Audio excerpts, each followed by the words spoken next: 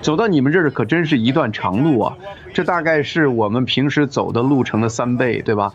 我希望你们喜欢。所以我们度过了非常美好的一天，非常美好的2天，很多事情都确定下来了。真正确定的是，我们国家发展的非常好。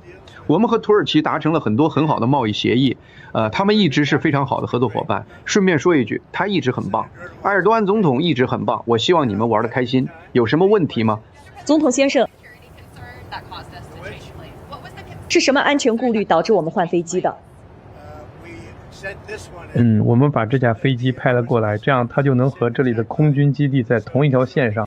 所以你们看到那张照片了吗？上面有数百张照片，数百人。让我看看那个wall。你们可能看不太清楚，但是外面有数百人，他们想见我，所以他们来的比较早。我们也可以把飞机换了。所以是没有安全顾虑？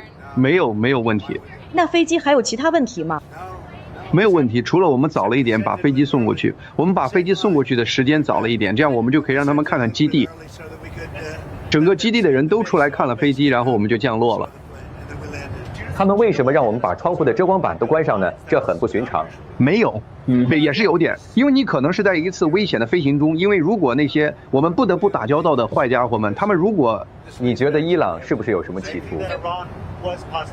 我想，如果他们要求你关上窗户，那他们可能就是那样感觉的。他们没有要求我关上我的窗户，但如果他们要求我这样，我也会照做。伊朗的那些人都是病态的，所以我能理解那种可能性。当然，我不知道他们是不是真的那样做。你是否知道伊朗对空军1号有任何可信的威胁？我一直都面临威胁，在他们的名单上我排在第1位，在你们之前。但如果我出事了，你们也会出事，对吧？所以也许有一天你会想换个职业。丹尼尔，你有什么问题？关于正在进行的袭击，这是否会是伊朗某种程度上的开始？我们刚刚狠狠打击了他们。我说我们是以20比1的比例打击他们的，每次他们袭击我们，我们就会还击20次。我们昨晚就这么做了，他们今天搞了点小动作，但这实际上是对昨晚的报复。他们实际上袭击了3艘船，不是2艘。当他们袭击的时候，我们反击得更猛烈。我们是不是要回到一场全面的军事冲突了？我不知道，我们会很快赢得胜利的。这是另一种做法，我们有很多种方式可以赢，但我们在军事上已经赢了，他们已经所剩无几了。他们非常想达成协议，他们刚才还打电话来了，他们非常想达成协议。我只是不知道他们是否值得达成协议，我不知道他们会不会遵守协议，这才是问题所在。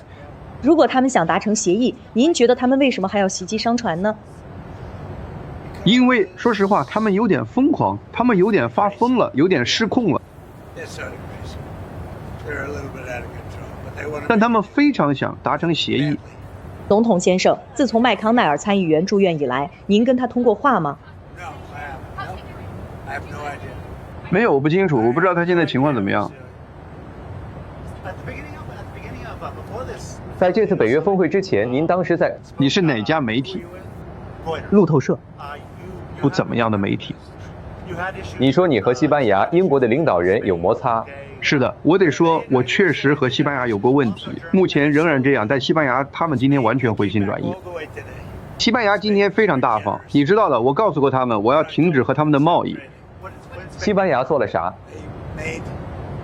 他们满足了给北约大量付款的要求。如果他们不这样做，我们甚至都不会和他们说话。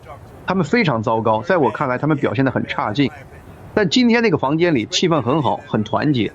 北约的那个会场实际上相当令人惊叹，那里有一些非常好的东西。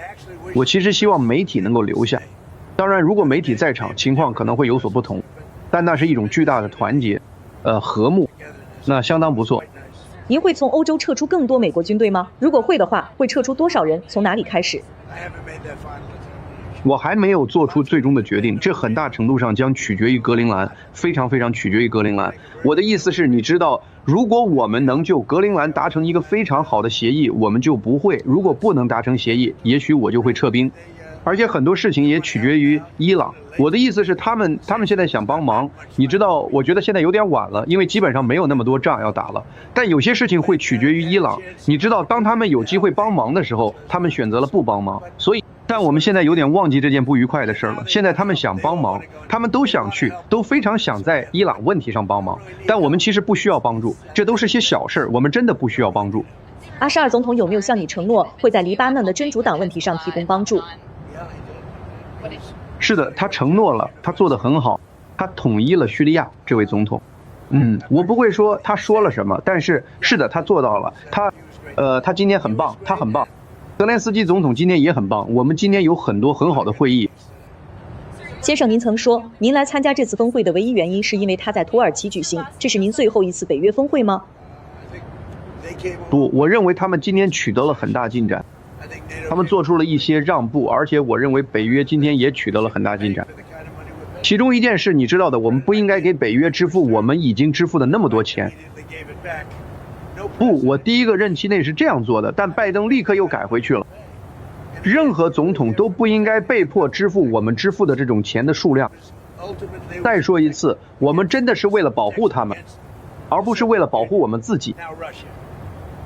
他最终是为了防御，苏联，现在是俄罗斯，但他当时是为了防御苏联。而且你知道的，说实话，我们离得很远，我们之间隔着一片海洋，我们拭目以待。我们今天的会议解决了很多事情，这是一次非常非常好的会议。人们明白美国是冤大头，我们受到了非常不公平的待遇。然后最重要的是，我们是为了真正的去和化，因为它与其说是一场战争，不如说是对伊朗的去和化。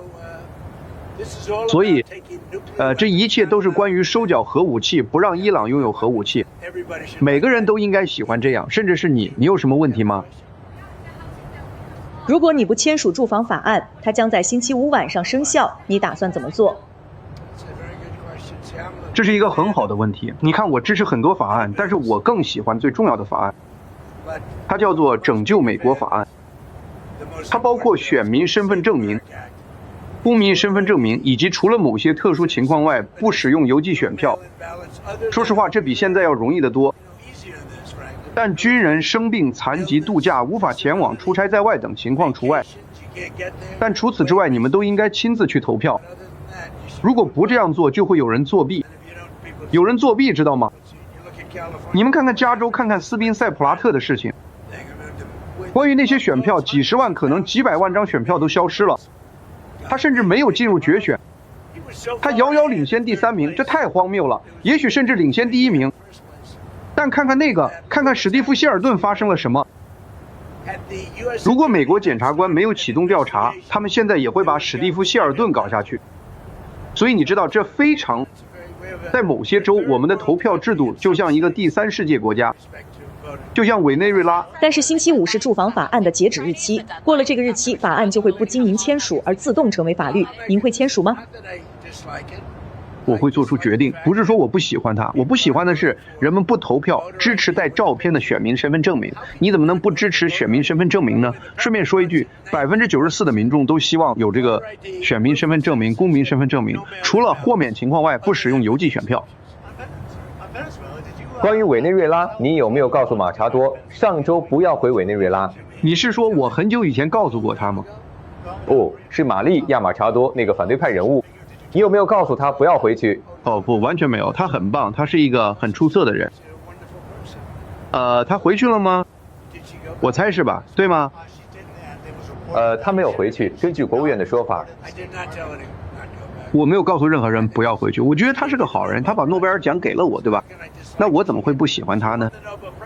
他得了诺贝尔奖，他说唯一应该得奖的人是川普，我根本不认识他，所以他说川普平息了8场战争，这是真的。他们今天还在谈论阿塞拜疆的事，我的意思是，想想我平息的那些战争，8场，那些本会持续30年的战争，即使你看看刚果对卢旺达。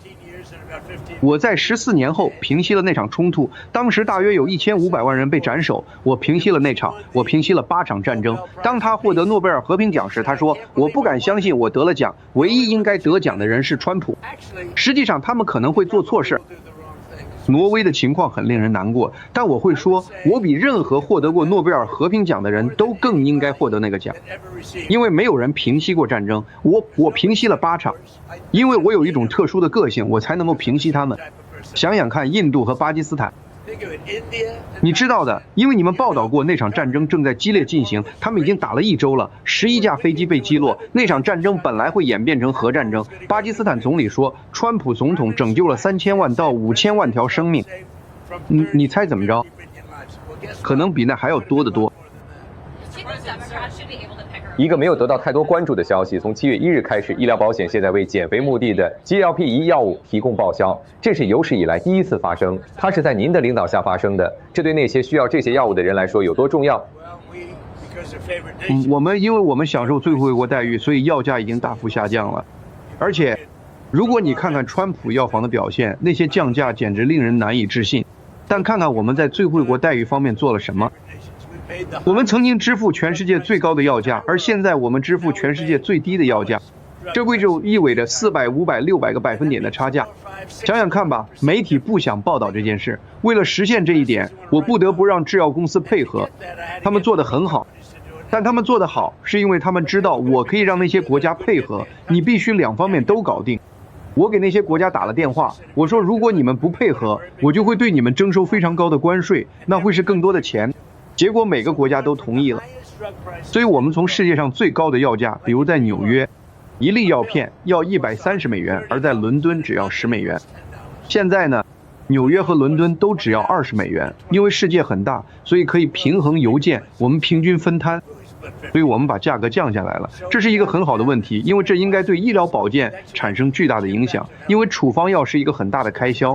但在川普的领导下，处方药的价格下降了400到500到600个百分点，光是这一点就应该让我们赢得中期选举，而民主党人会终止它，并试图把责任推给别人。就像我说的，我称他们为蠢蛋民主党人。蠢蛋民主党人，你知道蠢蛋民主党人是什么吗？说到民主党人，你认为民主党人应该能够为格雷厄姆·普拉特纳挑选一个替代人选吗？他现在面临所有这些新的指控，现在民主党人正在讨论为他挑选一个替代人选，他们应该能够那样做吗？如果他退出竞选的话，他赢得了初选，又有新的指控，他们很难做到那一点。这真的就是你是否相信那个女人的问题。很多人都说那是很大的谎言，他现在陷入了困境，但是他们应该能够做到吗？那么我想他会输的，我估计他会输的。很有意思的是，当一个共和党女性提出同样的指控时，没有人相信。当这个女人站出来时，所有人都相信了，对吧？唐，你有拿到关于这事儿的照片吗？唐，你不会想要的。不过她也卖不出去的。那么还有其他问题吗？一份新的美联储工作报告发布了。报告指出，在乔拜登执政期间，非法移民的激增导致住房成本飙升了30%。30%啊，这其中可以学到什么教训呢？好的，现在的情况是住房成本正在下降，租金成本也下降，因为我们正在把很多非法移民赶出这个国家。但是乔拜登把住房成本和租金成本提高了40%到50%，因为他们把非法移民安置在那些空置的单元里。现在这些成本正在下降，因为我们正在驱逐那些非法滞留在这里的人，那些来自刚果、来自委内瑞拉的罪犯。我们爱委内瑞拉，但是马杜罗清空了他的监狱，他们打开了监狱，让罪犯进入我们的国家。但是很多国家都这么做了，我们已经处理了2500万人。我认为我们正在把大部分坏人赶出去，我们开始这个过程，我们在这方面做得非常好。但是这曾导致了住房成本的巨大上涨，你甚至没有想到这一点。你知道是谁为此买单的吗？是联邦政府。所以联邦政府正在以高昂的价格租用所有这些房屋来安置非法移民，但是他们没有照顾我们的士兵，所以这是一件令人悲伤的事情。祝大家飞行愉快。谢谢您，总统先生。今天有5、6个问题，甚至更多，而且每个问题都非常尖锐。但我们也有丹耶伦一些非常优秀的记者。罗恩，你是一位很棒的记者，谢谢大家，非常感谢大家。谢谢您，总统先生。